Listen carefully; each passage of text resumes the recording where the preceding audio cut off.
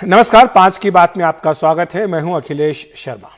दिल्ली इस वक्त ऑक्सीजन की इमरजेंसी से जूझ रही है। ऐसे में दिल्ली सरकार ने ऑक्सीजन बुलेटिन जारी किया है। इसके मुताबिक 3 मई को दिल्ली को 976 मीट्रिक टन की जरूरत थी, जबकि सप्लाई 433 मीट्रिक टन ऑक्सीजन ही मिली। यानी कुल मांग की 44% ऑक्सीजन सप्लाई ही दिल्ली को मिल सकी है। पिछले एक सप्ताह में दिल्ली को औसत रोजाना 976 एमटी की जरूरत रही, जबकि 393 एमटी ऑक्सीजन सप्लाई ही मिल सकी है। 3 मई को दिल्ली सरकार के पास 41 अस्पतालों से ऑक्सीजन के लिए एसओएस कॉल्स आए, जिनमें 7,142 ऑक्सीजन बेड्स थे।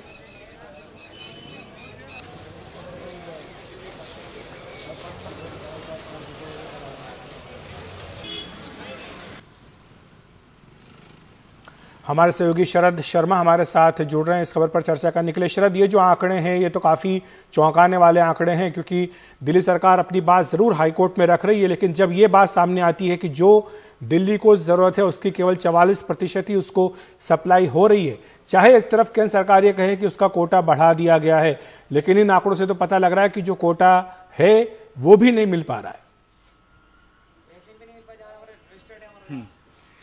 देखिए, एक तरह से पूरा फॉर्मेट दिल्ली सरकार ने बनाया, या फिर ये कहें कि एक पूरा अमली जामा पहनाया है ये बात दिखाने के लिए कि दिल्ली को जो ऑक्सीजन चाहिए वो ऑक्सीजन उसको नहीं मिल पा रही। जैसे दिल्ली के अंदर हेल्थ बुलेटिन जारी होता है, उसमें बताया जाता है कितने नए पेशेंट आए, कितने की डेथ हुई और कितने रिकवर हो गए। ठीक उसी तरह से अब ये बताना शुरू किया है कि दिल्ली के अंदर कितनी ऑक्सीजन की जरूरत थी और कितनी सप्लाई हो पाई है। अखिलेश जी, अगर हम दिल्ली सरकार को भी छोड़ दें, केंद्र सरकार को भी छोड़ दें, तो हमें जमीन पर दिखाई दे रहा है कि क्या स्थिति है।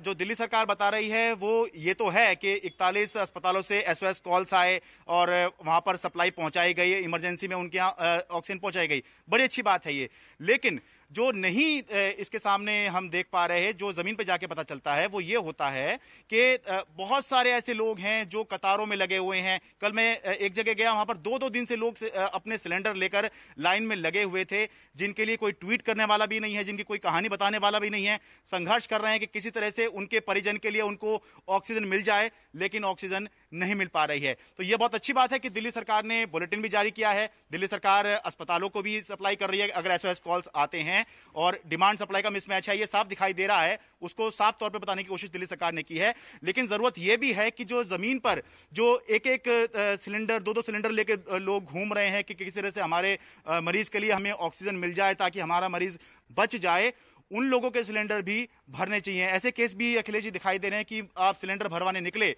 और सिलेंडर भरवाने में इतनी देर हो गई कि मरीज जो है उसकी मौत हो गई, और सिलेंडर लेके फिर उनके परिजन जो हैं वापस आ रहे हैं। तो जरूरत है कि जमीन पर जो सिलेंडर लोग लेके घूम रहे हैं उनके लिए ऐसी स्थिति ना बने। बेहतर होगा कि ये स्थिति आ जाए कि दिल्ली सरकार ही जो है या प्रशासन ही जो है लोगों के घरों में होम आइसोलेशन में सिलेंडर उपलब्ध कराए, जिससे कि मरीजों के परिजनों की, जो कोरोना मरीज हैं, उनकी जान बच सके। शुक्रिया आपका शरद इस तमाम जानकारी के लिए। तो हम लगातार देख रहे हैं कि दिल्ली के कई बड़े अस्पताल ऑक्सीजन की भारी किल्लत से जूझ रहे हैं। ऐसे में सोचने की बात यह है कि छोटे अस्पतालों में इस कमी के कारण क्या हाल हो रहा होगा। दिल्ली के एक अस्पताल के बाहर नोटिस लगा दिया गया कि अब नए मरीजों की भर्ती नहीं की जा रही और भर्ती मरीजों को डिस्चार्ज किया जा रहा है। सौरभ शुक्ला बता रहे हैं समा अस्पताल के बाहर का हाल। हम इस वक्त दिल्ली के शमा अस्पताल में हैं और ये देखिए यहाँ पर लिखा हुआ है कि हम नए एडमिशन नहीं ले रहे हैं और यहाँ पर ऑक्सीजन की भारी कमी है। यहाँ लोगों से बोल दिया गया है कि आप ऑक्सीजन खुद इंतजाम करिए या फिर अपने पेशेंट को डिस्चार्ज कर लीजिए। और सोचिए, जब अस्पतालों को ऑक्सीजन नहीं मिल रही है तो ये व्यक्तिगत तौर पर अपने मरीज के लिए सिलेंडर कहाँ से ले आएंगे। और दिल्ली में हम सुनते हैं मैक्स, अपोलो, गंगाराम तो हाहाकार मचा रहे हैं ऑक्सीजन की कमी को लेकर, लेकिन ये छोटे अस्पताल कहाँ पर जाएं। और ऐसे ही लोग हैं जो यहाँ परेशान हैं, जिनको अस्पताल ने बोल दिया है, डिक्लेरेशन साइन करवा लिया है कि अगर पेशेंट को कुछ होता है उसकी जिम्मेदारी अस्पताल की नहीं है। सर, आपका नाम बताइए। मेरा नाम अरुण डालमिया है। अरुण जी, कौन एडमिट है आपका? मेरी वाइफ एडमिट है 21 तारीख से आईसीयू में है। कल परसों से ऑक्सीजन की बहुत भारी मात्रा में कमी है। बार बार बताते 1 घंटे के लिए कि 2 घंटे के लिए है।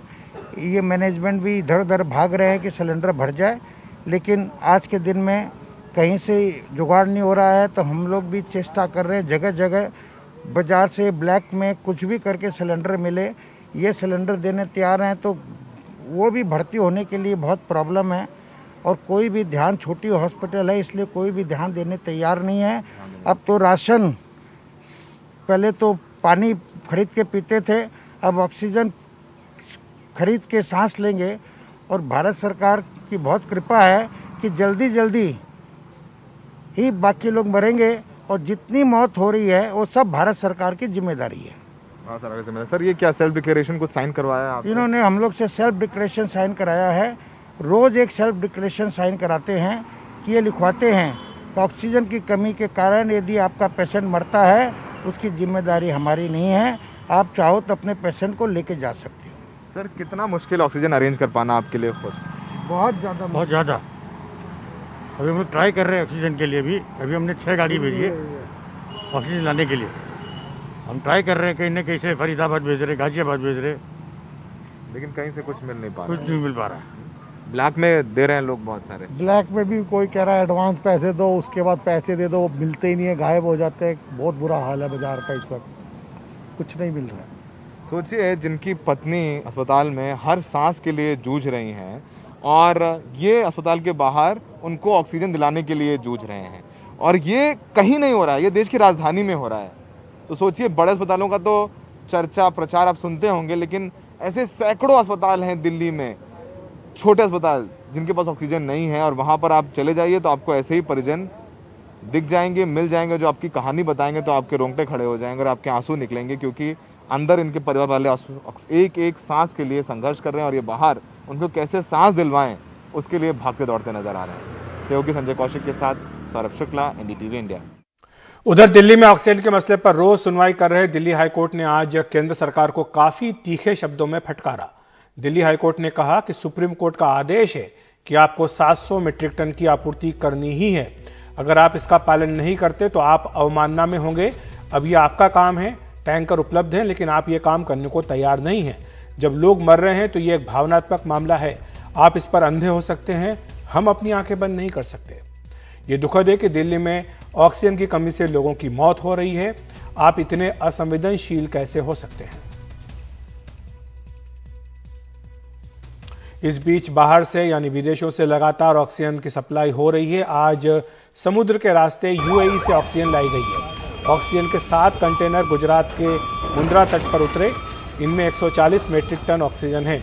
इन्हें तुरंत ही ऑक्सीजन एक्सप्रेस पर लोड कर दिया गया और दिल्ली सहित उत्तर भारत के दूसरे शहरों के लिए रवाना कर दिया गया।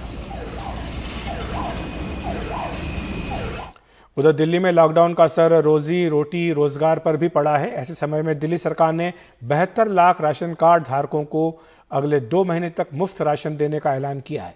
इसके साथ ही करीब 1.5 लाख ऑटो और टैक्सी चालकों के खाते में केजरीवाल सरकार 5-5 हजार रुपए की मदद देगी। इससे पहले सरकार ने मजदूरों के खाते में 5-5 हजार रुपए दिए थे। 5 हजार रुपए जा भी चुके हैं। जो लोग बीमार होते हैं, जिनके आर्थिक, जितने दिल्ली में राशन कार्ड धारक हैं, लगभग 72 लाख राशन कार्ड धारक हैं। इन 72 लाख लोगों को अगले 2 महीने के लिए मुफ्त में राशन दिया जाएगा। इसका मतलब आप ये मत निकालिएगा कि लॉकडाउन 2 महीने चलेगा। भगवान ना करे ज़्यादा दिन चलाना पड़े, भगवान करे कि जल्दी केसेस कम होना चालू हों और जल्दी लॉकडाउन ख़त्म हो। सभी ऑटो चालकों और टैक्सी चालकों को 5-5 हजार रुपये देकर मदद करेगी, ताकि उन लोगों को इस आर्थिक तंगी के दौर में थोड़ी सी मदद मिल सके। मैं ये तो नहीं कहूँगा कि उनकी सारी जो जितने डेली वो कमाते थे वो उससे मदद होगी, लेकिन मैं उम्मीद करता हूँ कि इस आर्थिक तंगी के दौर में उनको मदद मिलेगी।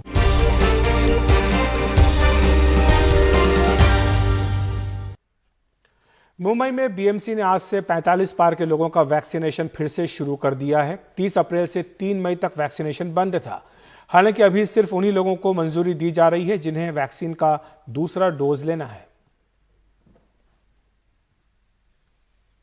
3 दिन के गैप के बाद आज मुंबई में वैक्सीनेशन का ड्राइव फिर से शुरू हुआ है। जो 45 के ऊपर के लोग हैं वो कैटेगरी का वैक्सीनेशन पिछले 3 दिनों से बंद था, लेकिन अब वो रिज्यूम हो चुका है। लेकिन सिर्फ उन्हीं के लिए डोज अवेलेबल है जिनका 2nd डोज है।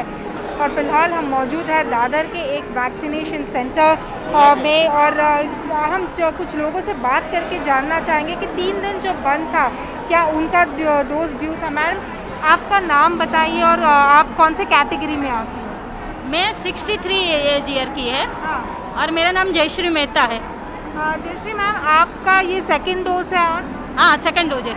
तो पिछले 3 दिनों से वो बंद था वैक्सीनेशन, तो क्या आपने कुछ तभी भी आपको करना था, आपका ड्यू था? नहीं मेरा ड्यू हो गया है, अभी हुआ है। हाँ। तो लोग बोले बंद है तो हम बोले जाने जब भी खुलेंगे तभी, इसमें तो कुछ कर नहीं सकते ना। तो आज मुझे कल रात को 12 बजे मैसेज आया कि इधर मिल रहा है। हाँ। इसलिए हम लोग आ गए इधर। अच्छा ये साथ में है, हम लोग साथ में। आप सब साथ में हैं? आपका भी सेकंड डोज था ना? अच्छा एक ही फैमिली के हैं फिर आप? अच्छा हमने फर्स्ट भी साथ में ही लिया था। हाँ। ये सेकंड डोज है हमारा। अच्छा तो कहीं ना कहीं डर था या नहीं था कि नहीं मिल रहा है? नहीं उतना नहीं, कोई बोलते है कि 2 महीना तक चलता है, 2 महीना तक चलता है, इसलिए हम लोग को कोई टेंशन नहीं था। मैम आपका नाम बताइए और आप कौन से कैटेगरी में आती हैं? ज्योत्सना और सीनियर सिटीजन 63। ओके मैम आपका सेकंड डोज ड्यू था अभी? हाँ अच्छा ड्यू डेट हो चुकी थी? हाँ हो चुकी है कब हुई मेरी। थी? हमने 6 मार्च को लिया था। अच्छा तो अभी कितना हुआ? हाँ तो ये पिछले 3 दिनों में आपने कोशिश की थी? बहुत की लेकिन किधर वो बोलते हैं कि अभी बंद है। हाँ तो वॉक-इन आए कि अपॉइंटमेंट गाड़ी लेके आए, अपॉइंटमेंट नहीं ऐसे ही आ गए। ऐसे ही आ गया? तो कहीं ना कहीं आपको लेना ही था वो? हाँ लेना ही था इसके लिए। तो जाहिर सी बात है कि वैक्सीन की किल्लत तो मुंबई में है, लेकिन जैसे ही वैक्सीन आ रहे हैं उस हिसाब से वैक्सीनेशन की ड्राइव फिर से शुरू होती दिख रही है। मुंबई से कैमरा पर्सन प्रवीण जी रोहित के साथ पूर्वा चिटनिस, एनडीटीवी इंडिया। देश भर में टीकाकरण का तीसरा चरण चल रहा है। इसके तहत 1 मई से ही टीकाकरण सेंटरों पर 18 साल से अधिक उम्र के लोगों को टीका लगाया जा रहा है। दिल्ली में आज से मैक्स ने बड़ा वैक्सीनेशन प्रोग्राम शुरू किया है। इसके तहत राजेंद्र नगर इलाके में बीएलके मैक्स अस्पताल के पास राधा स्वामी न्यास की जमीन पर विशाल वैक्सीनेशन सेंटर बनाया गया है। यहां रोजाना करीब 10,000 लोगों के टीकाकरण की योजना है। वहां का जायजा लिया हमारे सहयोगी सौरभ शुक्ला ने। हम इस वक्त देश के एक सबसे बड़े वैक्सीनेशन सेंटर में खड़े हैं और ये वैक्सीनेशन सेंटर मैक्स ने बनाया है और इसके साथ में उनके पार्टनर हैं राधा स्वामी सत्संग न्यास और अब उन्हीं की ज़मीन है और यहाँ पर मैक्स बीएलके पर ये वैक्सीनेशन सेंटर बनाया गया है। और अगर मैक्स की माने तो वो हर रोज़ यहाँ पर 10,000 लोगों को वैक्सीनेट करेंगे। तो ये जाहिर सी बात है, अपने आप में बड़ी बात है कि अगर 10,000 लोगों को वैक्सीनेट किया जाएगा हर रोज़ तो इससे वैक्सीनेशन जो लोग ले रहे हैं उनकी संख्या में वृद्धि होगी और कोरोना से जो लड़ाई हमारा देश इस वक्त लड़ रहा है उसमें भी काफ़ी मजबूती। अगर हम सब जानते हैं कि जिस तरीके से दिल्ली में हर रोज़ मौत का जो आंकड़ा है वो पिछले आंकड़े को तोड़ देता है, तो समझिए इस तरीके से दिल्ली में खासकर बहुत ज़्यादा प्रभाव है इस बार कोरोना का। तो ऐसे में वैक्सीनेशन अगर यहाँ पर हो रहा है 10,000 तो एक बड़ी बात है। और यहाँ पर मैक्स की माने तो ये जो वैक्सीन है वो उन्होंने सीरम इंस्टीट्यूट पुणे है वहाँ से खरीदी है। 10,000 लोगों को वैक्सीनेट करने जा रहे हैं आप, ये कैसे संभव किया आपने?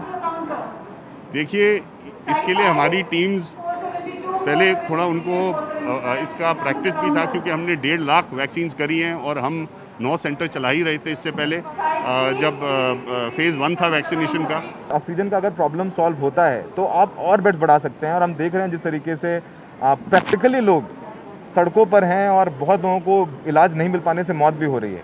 ऑक्सीजन मिलने से जो हम कर पाएंगे, एक तो हम और बेड्स खोल सकते हैं। मैक्स में ही हम दिल्ली में कम से कम 250-300 और बेड खोल सकते हैं और बाकी भी जो हेल्थ केयर प्रोवाइडर्स हैं वो भी खोल सकते हैं अगर उनको और ऑक्सीजन मिले। और दूसरी चीज़ ये है हम ज़्यादा क्रिटिकल केयर पेशेंट्स को हम मैनेज कर सकते हैं और हैंडल कर सकते हैं। आज की डेट में प्रॉब्लम बेड्स की भी है लेकिन ज़्यादा प्रॉब्लम आईसीयू बेड्स की हो रही है। आईसीयू बेड्स में 3 गुना ऑक्सीजन लगती है नॉर्मल बेड से। सबसे ज़्यादा मुश्किल है वैक्सीन अभी आपके पास क्या पर्याप्त मात्रा में है जो आप 10,000 लोगों को वैक्सीनेट करेंगे? हमारे पास कुल मिला के 3 लाख वैक्सीन हैं और ये एक सेंटर है और ऐसे बहुत सेंटर हैं जो आज की डेट में 6 शहर हैं मुंबई में, पंजाब, यूपी, गुड़गांव, हरियाणा उत्तराखंड, यहाँ सब हम वैक्सीनेशन कर रहे हैं। तो मेरी विनती रहेगी स्टेट और सेंट्रल गवर्नमेंट से कि प्लीज़ वैक्सीन प्रोवाइड करिए। यहाँ पर 25 काउंटर हैं जहाँ पर अभी वैक्सीनेट किया जा रहा है। वो देखिए आपको काउंटर आपको नज़र आएंगे, उसमें नंबरिंग भी है 1 2 3 4 करके, और पूरी तरीके से प्रोफेशनली वैक्सीनेट किया जा रहा है। और जाहिर सी बात है ये प्राइवेट पार्टनरशिप है, तो लगभग जो वैक्सीन के लिए 900 रुपये देने होंगे यहाँ पर जिन लोगों ने रजिस्टर किया है। और कुछ लोग जब यहाँ पर बैठे हैं उनसे बात करते हैं। कब आपने रजिस्टर किया था? Day before. तो आज आपको अपॉइंटमेंट मिला है। तो यहाँ पर अब तक कैसा अनुभव है आपका? ठीक है, आप चाहती हैं जल्दी से जल्दी वैक्सीनेट हो जाए? सोशल डिस्टेंसिंग का पालन करके यहाँ पर लोगों को बैठाया गया, और यहाँ पर एक साथ लगभग 250 लोग हैं जिनको बैठाया गया है, और बाहर वेटिंग भी चल रही है। और उसके बाद सबसे बड़ी बात है कि जो वैक्सीनेशन है वो मैक्स की कोशिश है कि वो 24 घंटे करें, लेकिन अभी चूंकि उनके पास वैक्सीन की भी कमी है और जो स्टाफ है वो तो उनके पास है, लेकिन जैसे जैसे वैक्सीन बढ़ेगी उनके पास वैसे वैसे लगभग 24 घंटे लोग यहाँ पर वैक्सीन लगाएंगे। और आप ये देखेंगे बिलिंग सेंटर है, यहाँ पर पहले आपको आना होगा, बिल करवाना होगा, आपको टोकन दिया जाएगा, और टोकन देने के बाद आपको जो जहाँ हमने दिखाया ये पूरा वेटिंग एरिया है, और उसके बाद उस वेटिंग एरिया में आपको इंतज़ार करना होगा, और जैसे ही आपका टोकन आएगा आपको वैक्सीनेट कर दिया जाएगा। सहयोगी संजय कौशिक के साथ सौरभ शुक्ला, एनडीटीवी इंडिया। इस साल आईपीएल नहीं होगा, ये फैसला बीसीसीआई की इमरजेंसी मीटिंग के बाद किया गया। बीसीसीआई ने कहा कि खिलाड़ियों की सेहत से कोई समझौता नहीं हो सकता। एक बयान जारी कर कहा गया कि यह मुश्किल समय है, हमने कुछ सकारात्मकता और खुशी लाने की कोशिश की थी, लेकिन ये लोगों के अपने परिवारों के पास जाने का समय है। आईपीएल के बाकी मैचों पर फैसला बाद में होगा। दरअसल कल ही केकेआर के 2 खिलाड़ियों वरुण चक्रवर्ती और संदीप वॉरियर कोरोना संक्रमित पाए गए थे। चेन्नई सुपर किंग्स के सपोर्ट स्टाफ में भी कुछ को कोरोना हुआ। कल केकेआर और आरसीबी का मैच भी टाला गया। चेन्नई भी अपना अगला मैच खेलने को तैयार नहीं थी, इसी के बाद ये फैसला किया गया।